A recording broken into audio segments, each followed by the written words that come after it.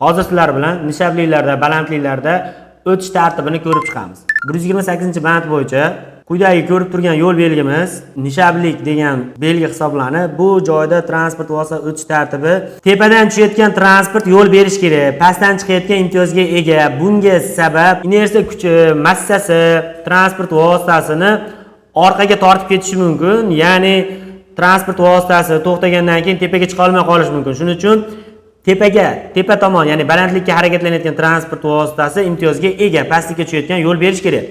Hop, ko'pchilik nishablik bilan balandlikni bir-biridan ajrata olmaydi. Nishablik pastga, balandlik tepaga. Lekin testlarda ajrata olmaydi. Osonroq usulda yodlab olish uchun sizlarga mana foiz bilan 12 raqamini bir joyga olib kelasiz.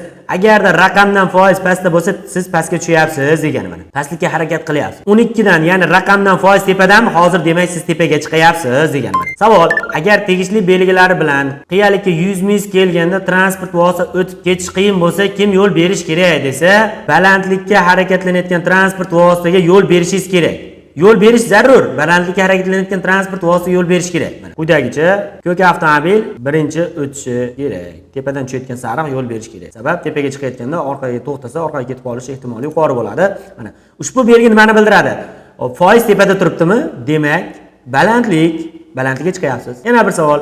Ushbu yo'l belgi qanday nomlanadi? Foiz qayda? Pastda. Mana nishablik, pastlik, nishablik bir ma'noni bildiradi. Keyingisi yana o'sha savol. Agar tegishli belgilar bilan qiyalikka 100 mil kelganda transport o'tib ketish qiyin bo'lsa, kim yo'l berish kerak? Agar kelyapsiz, tepalikka chiqyapsiz, bu joyda pastlikka tushyapsiz. Shu holatda bo'ladi mana nishablik va balandlik. Mana tik balandlik, tik nishablik.